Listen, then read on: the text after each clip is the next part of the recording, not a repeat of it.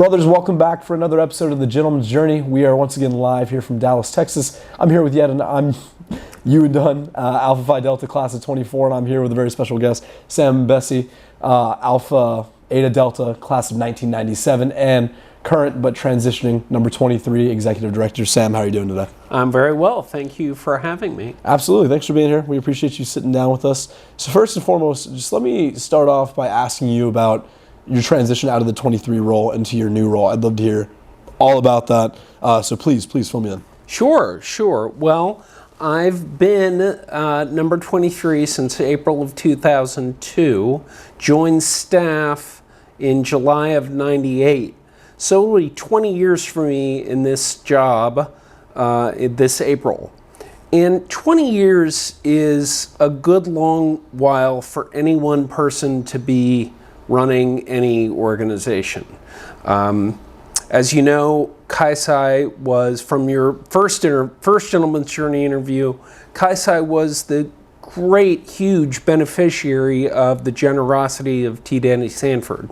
And his gift, we talk about it being transformative, and it has been, and slowly we're seeing that realized. One of the things it's able to do one of the things it's done is put us in a much better long-term financial situation.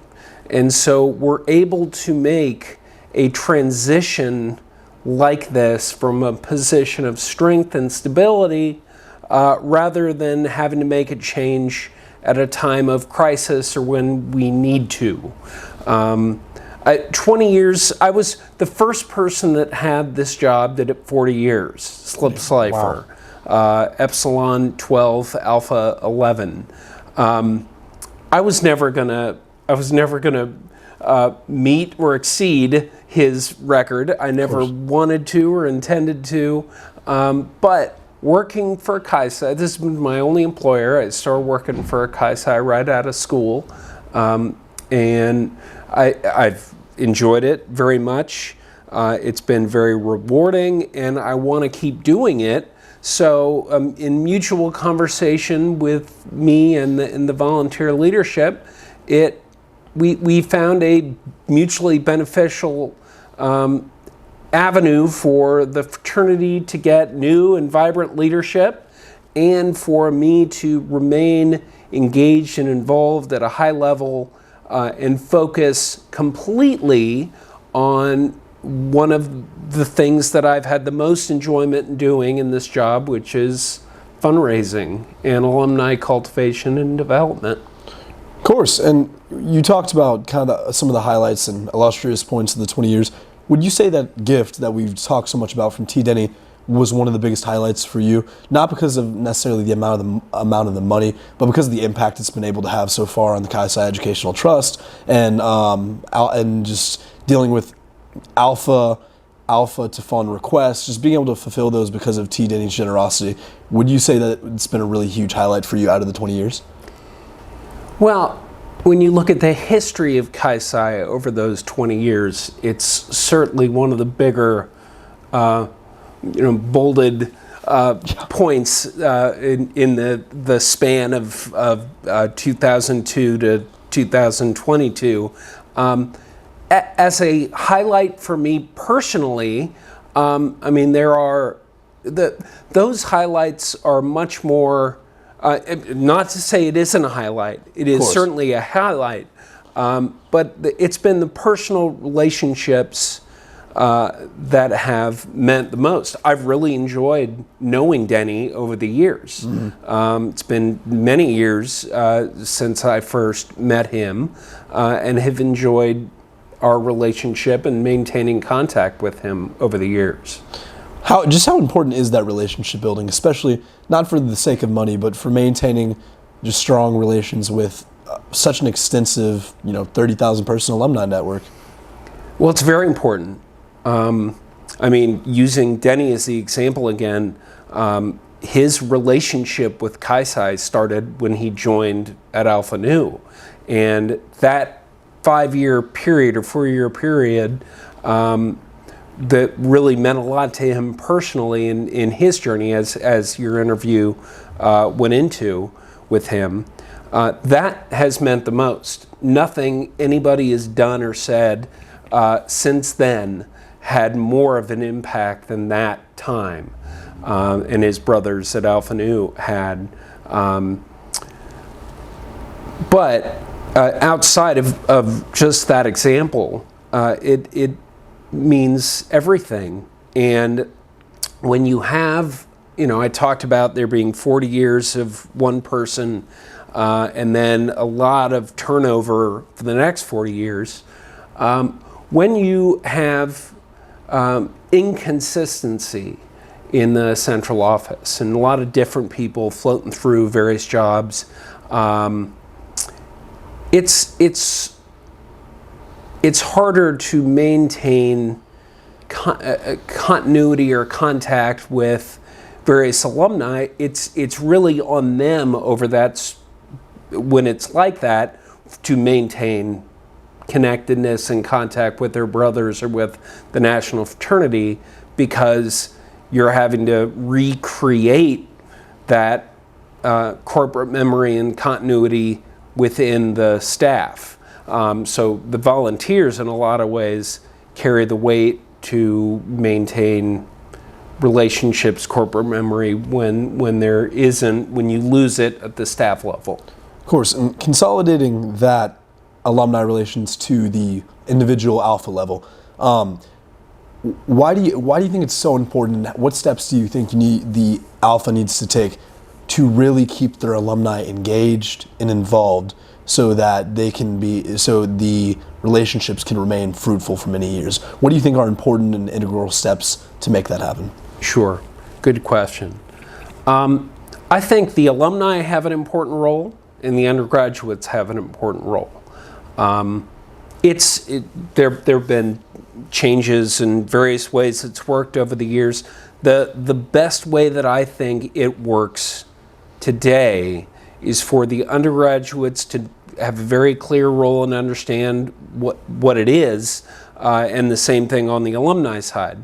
So undergraduate leadership bodies transition every 12 months, or even less than that in some cases. You have a total turnover in the undergraduate operation, and in some cases, like we had over COVID, you really lose a lot of corporate memory. Alumni groups should have more continuity over time. So there's certain roles that it's better for the alumni to do. So let's take a newsletter, for instance. Every alpha should be putting out a newsletter.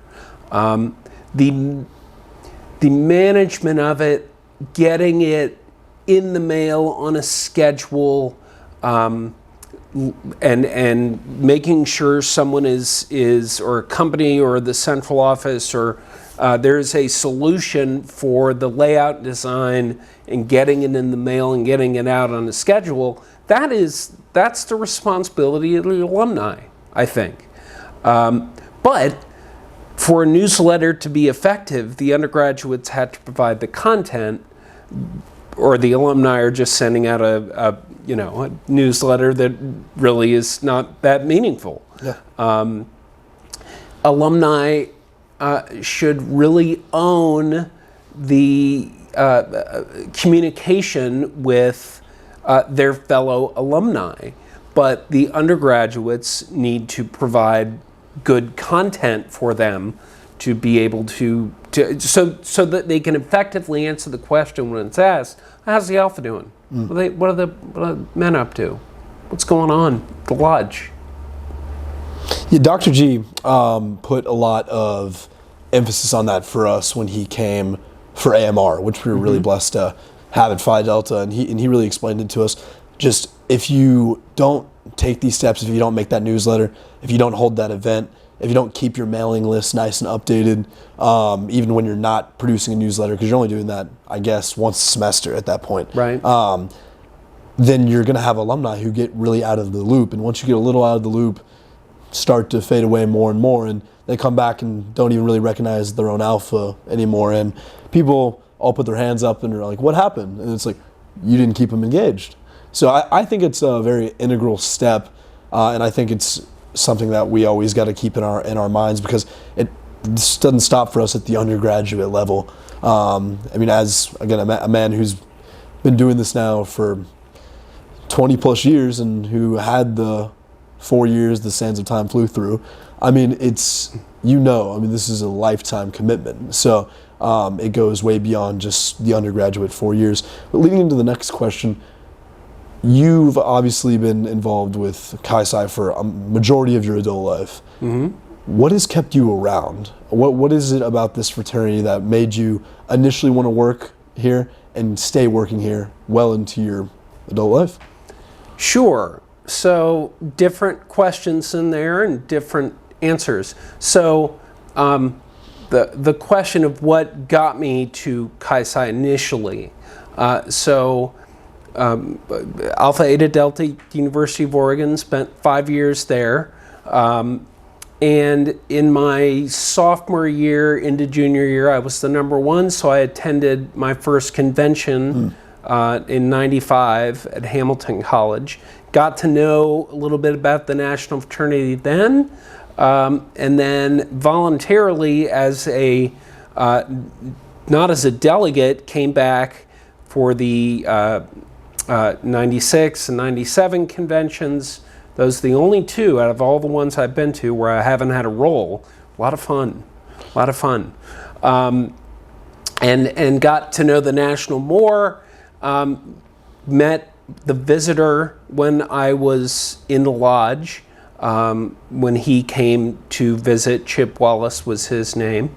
And a brother who was a fifth year at Oregon when I was a freshman, Todd Packabush, had worked for the central office as an Alpha visitor, and so I kept in touch with him, and all those things combined to get me interested in the job. So I applied for it, and I was hired. And so at that time, there were 5 or 6 central office staff members, so it was me and one other person who had various other job duties, Bill Green, who's a current member of the Educational Trust. But between the two of us, we visited all the Alphas. There's now a team of 5 that does that, but roughly the same number of Alphas. And then did that for a year, and I'm from San Francisco, and was thinking, maybe maybe it'll be time to move back. But it was, from the time I was hired, it was at least a 2-year commitment. So the job of development director for the Educational Trust opened up. The trust decided it wanted to hire a development director around that same time, and so I applied for it, and was ended up getting the job. So I, after a year of visiting, went in and did that for 4 years, and enjoyed that. But was really starting to think, moving back to San Francisco would make a lot of sense. I think it's time to move back. At that time, Bob Windsor was the executive director, Eta 55, and he was older, and he was brought in to do a couple of things. And really just focus on a few things. And one of them was finding us a new home, which ended up being Nashville. And we were there in Nashville at the time, and I remember going into Bob's office and saying, Bob, this has really been a rewarding and a fun job, but I'm thinking it may be time for me to move back home and move on. And he said, okay. I'm going to resign, and I'm going to point to you and say you should be the next executive director. And I said, well, okay, that changes things. I'll need to give that serious consideration, and did, and eventually was hired for that job, and have done it in April of '02, and have done it ever since. At that point, I knew it was going to be a long-term commitment. I wanted it to be a long-term commitment. But what has made all the difference is the volunteers that I've had the pleasure of working with since then have made it a rewarding job. I've felt supported. There have been a lot of ups and downs over the years, and I've started a family and have a family now, and my family and I have felt nothing but support and love from the people that have been my volunteer bosses, really for the whole time that I've been number 23, and that's made all the difference. It's the people. I think when just talking about the general workforce, we spoke about this earlier with Brother Seaton, it's very important to know who to surround yourself with and who you want to work under. And luckily, it sounds like at Jeffrey Hall, it's just such a great environment to be. And that kind of leads me into my next question. Just like, what's it like getting up every morning and just going to work at such a historic site and doing such important work on behalf of this fraternity? Is it something that kind of you get used to or kind of go with day by day? You certainly get used to it, but the job, particularly the number 23 job, as much as you plan and set out you want your week to be about this, that, and the other thing, that first call you get Monday morning might change your whole week. Things, working in the world of 18, 19, 20, 21-year-old men can be challenging, and things can change in a heartbeat. And so that's kept it exciting, rewarding most of the time. But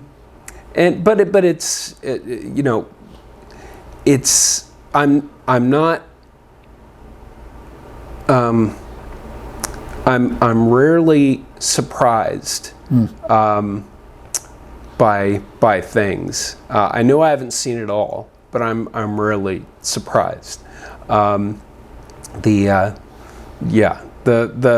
calls that you get in the morning that may throw your week into an uproar, can be challenging, but not all bad. Not sure I answered. No, your yeah, question. absolutely. Yeah, no, it's just I think a lot of us try to imagine what it's like, and when I say us, I mean our brothers that are in the midst of their undergrad experience right now. We wonder what it's like from the top down. At leadership, at Jeffrey Hall, at CO, we talk about what takes place in the central office all the time. But of course, most of the work for both us and yourselves that we and yourselves put in, you don't see it much. But we get to see really cool results. And one of the things that produces these said results is our sponsored programs that we have. And I would love to hear what is a particular sponsored program that you've really enjoyed watching develop, or that is currently being developed now. Whether that's just the AMR, the development of PSD at the individual alpha. Just touch on the program for me and why it's really important to you. Sure. I could talk about all of them, but I'll talk about the outdoor leadership program. Oh, absolutely, yeah. The Allberg family has committed the endowment that they set up in 2005 when we were getting ready to purchase Jeffrey Hall. The gift Dr. Dan made at the time wasn't for Jeffrey Hall, but it capitalized the trust in a way that it was able to make the purchase, along with a very nice gifts from the Jeffrey family, led by Jack Jeffrey. But the OLP, the endowment that Dan created then, is now supporting the outdoor leadership program. We didn't have it 2 years ago because of COVID. Yes. We had it last year. It was a group that hiked the Appalachian Trail. 3 years ago, it was a rafting trip in the southeast. And this summer, it's going to be another rafting trip, but in Wisconsin, for 10 or so undergraduates. Applications will, I think, be out any day now, or materials will be out certainly in January. We're very excited about it. And it's a 3 or a 4 day trip, substance-free, where the brothers who were there are able to have an outdoor experience of some kind. In this case, it'll be whitewater rafting, but also have facilitated discussions about what it takes to be a leader of your peers. And I don't know how much outdoor activity you've done. There's just something magical about the outdoors that really helps a facilitated discussion be so much better than it could be in a classroom or at a retreat. Not that those are bad, but something about being in the outdoors really just unlocks vulnerability and just good discussion that gets to the heart of issues about how to take good care of yourself and thereby be a better leader for your peers. Absolutely, and I think, again, you just touched on the importance of these conversations that take place. I think that's why me, amongst many of my peers, have grown to love the program for self-development so much at the individual alpha level, because it just provides such needed and important conversations that really allow you to develop your brotherhood with with your brothers at your alpha. And I feel like when those conversations are happening, again, you can't be confined to a classroom or a professional space. It's about just being in the midst of like what's real. And I think, like you touched on, what gets more real than nature, and just like being out, seeing the world just for what it is. As raw as it can be. I think it's almost like therapeutic. That's kind of what I think of. Sure. When, and I think that's why it provides such great conversations. Kind of moving past programs and just more into your own personal life. Just being involved with the fraternity for so long now, I'm sure you've made many fond memories. And I know firsthand you've met many great people along the way. What's someone who's really profoundly impacted your life up until this point? Oh God, there've been so many. I just flew.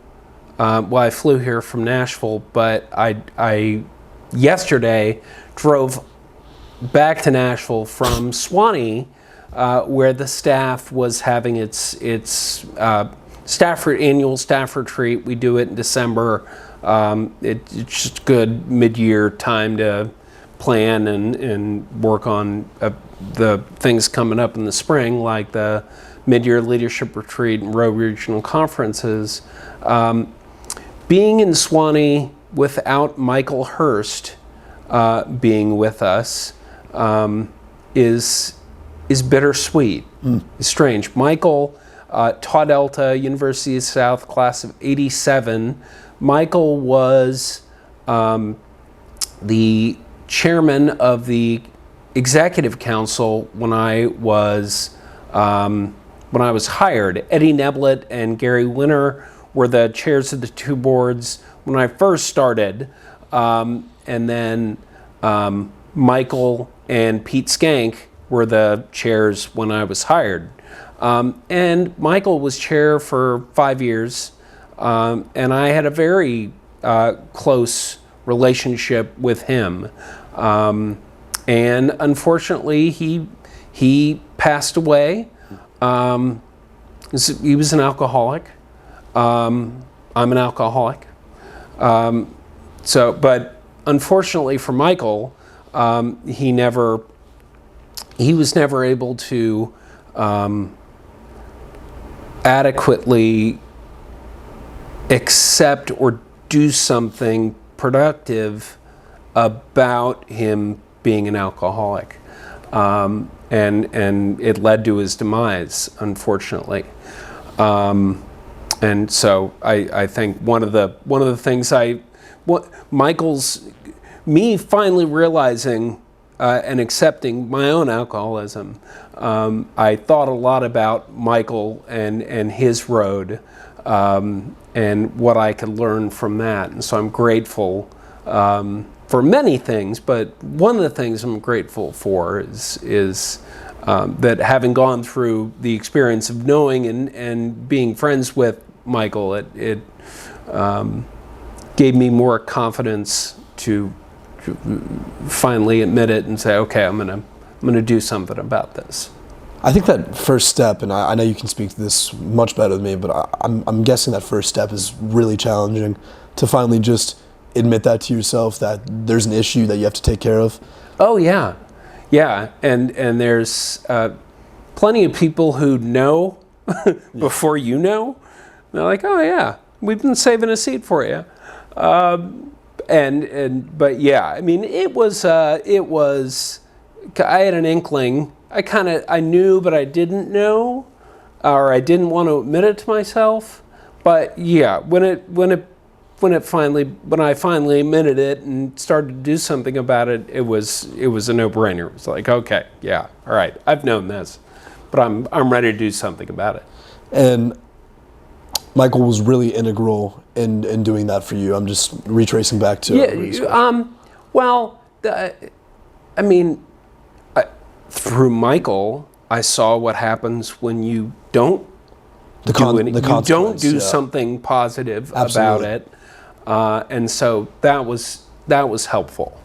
Having lived through his demise, it was a good lesson. Of course. Mason, you can go ahead and... I already reset it. Really? While you all were... Yeah, I just double-clicked it so that it didn't miss anything. Nice. Okay.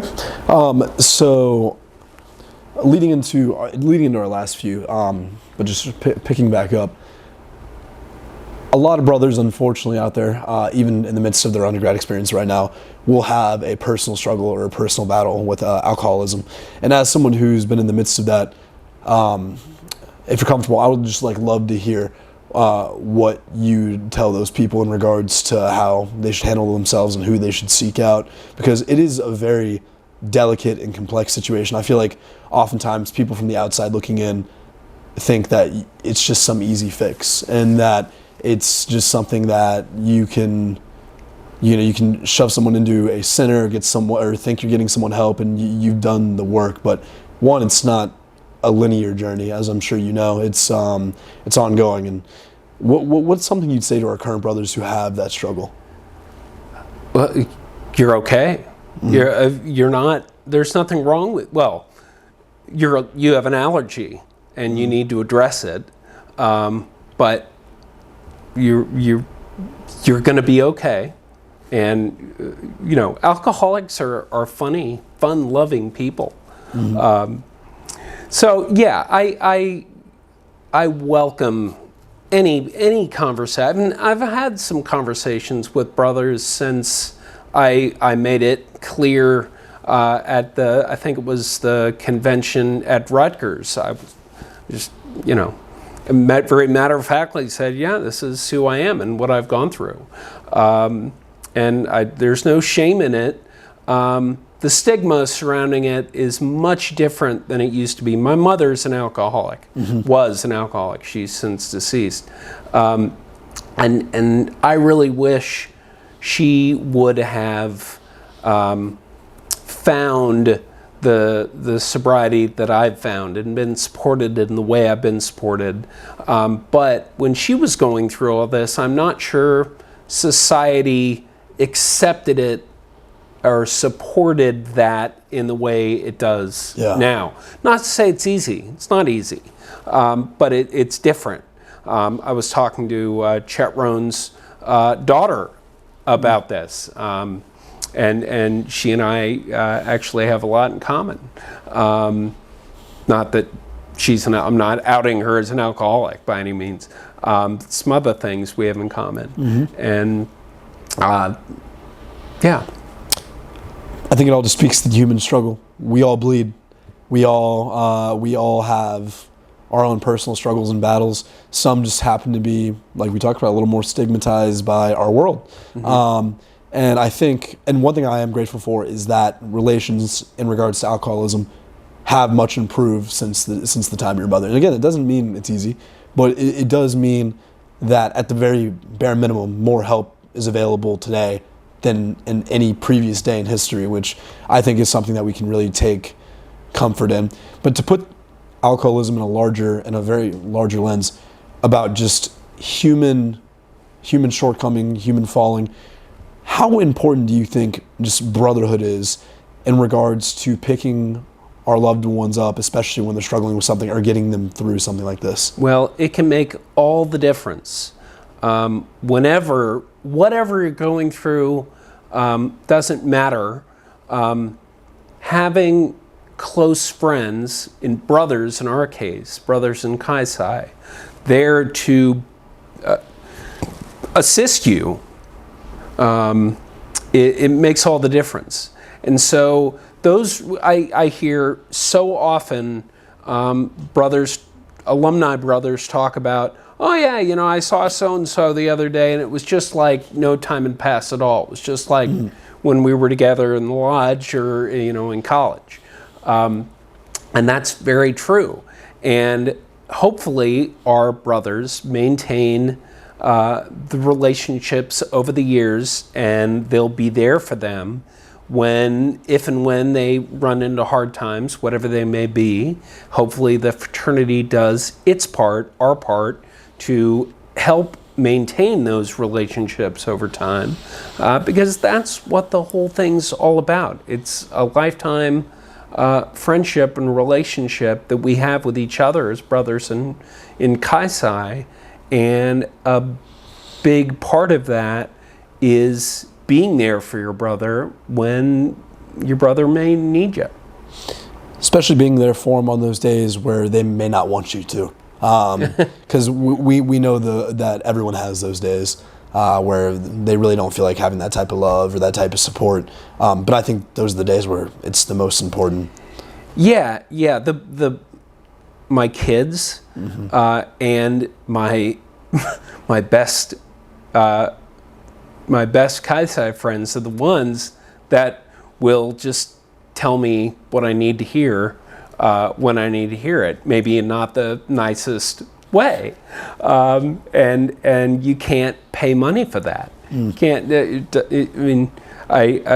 David Seaton kind of jumped on you when you used the term "yes man." Yes, he did. And yeah, your oldest friends, and in my case, most of my oldest friends are Kaiseis.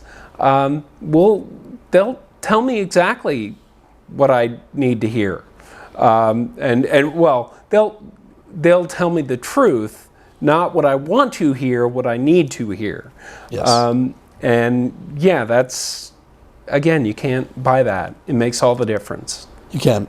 Just to close up, again, an emphasis we put on the gentleman's journey is just that initial first step, those first 4 years, and how the sands of time swiftly flow through. And so we have just, again, thousands of guys right now in the midst of that. What's one piece of advice, or what's something you'd love to share with the undergraduates right now who are, again, just going through such a quick and swift time, often hard to slow down and really see what's going on? What's one thing you want to tell the undergrads? Well, take advantage of what's there for you in Kaisei, at your Alpha, and within the National Fraternity. It's very difficult for Alpha leaders and for the central office. It's been difficult as we've had the disruption in normal operations from COVID. And so the corporate memory of most Alphas, most undergraduates, is lost, or has been lost in many cases. And so some of the, like you mentioned, PSD, it had been a habit for certain alphas to have PSD every year. So the younger brothers in the alpha were hearing from the older brothers, yeah, you got to do PSD. It's awesome.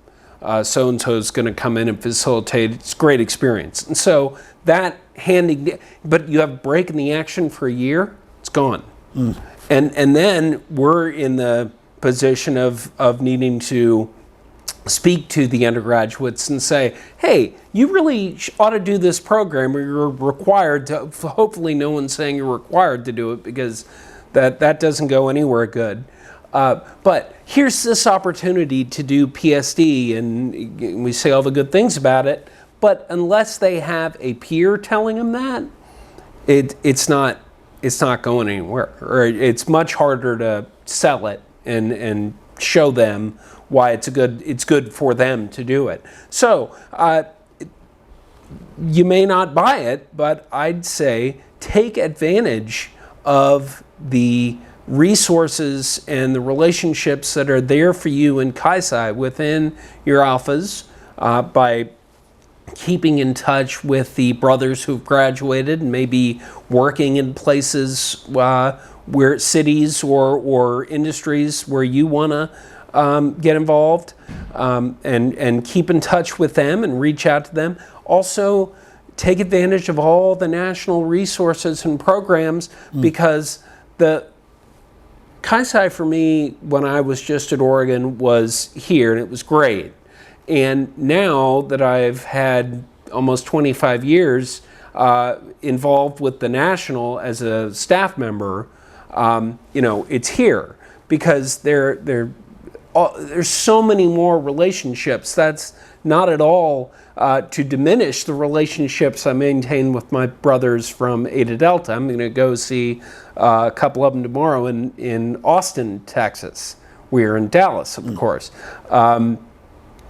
But it's just, there's so much more to Kaisei than just the brothers in your alpha and that are there with you when you're in school. And I've been blessed to be able to experience that in ways that few others have been able to, because it's been such a big part of my life since I started working with the central office in '98. Of course, and I think taking advantage of those programs is a great way to really soak up, I guess, what the 4 years has to offer, because it doesn't last forever. I mean, you know that just as well as any other one of our brothers, especially those who have passed on through school and are in the workforce now. It's a very short and swift 4 years. So it's important to take advantage of what you have when you have it. So, Sam, thank you so much for sitting down with us today. I hope you appreciated the conversation. I know I did.